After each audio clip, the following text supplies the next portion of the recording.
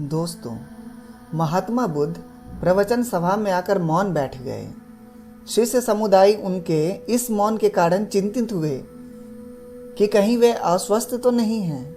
आखिर एक शिष्य ने पूछ ही लिया, भंते, आप आज इस तरह मौन क्यों हैं? वे नहीं बोले तो दूसरे शिष्य ने फिर पूछा, गुरुदेव, आप स्वस्थ तो हैं? बुद्ध फिर भी मौन ही बैठे रहे। इतने में बाहर से एक व्यक्ति ने जोर से पूछा, आज आपने मुझे धर्म सभा में आने की अनुमति क्यों नहीं दी? बुद्ध ने कोई उत्तर नहीं दिया और आंखें बंद कर ध्यान मग्न हो गए।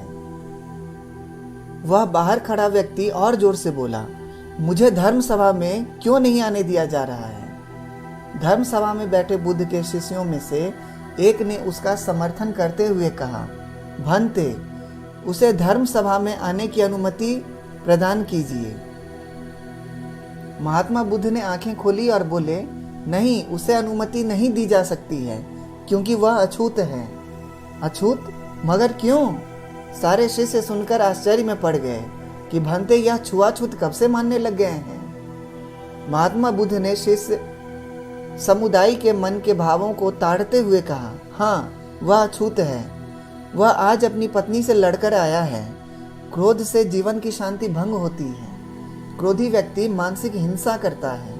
इस क्रोध के कारण ही शारीरिक हिंसा होती है। क्रोध करने वाला अछूत होता है क्योंकि उसकी विचार तरंगे दूसरों को भी प्रभावित करती हैं। उसे आज धर्म सभा से बाहर ही रहना चाहिए। उसे वहां खड़े रहने पर पश्चाताप की अग्नि में तप कर शुद्ध होना चाहिए। शिष्यगण समझ गए कि अस्पृश्यता क्या है और अछूत कौन है। उस व्यक्ति को भी बहुत पश्चाताप हुआ। उसने कभी भी क्रोध न करने का प्रण लिया। बुद्ध ने उसे धर्म सभा में आने की अनुमति प्रदान कर दी।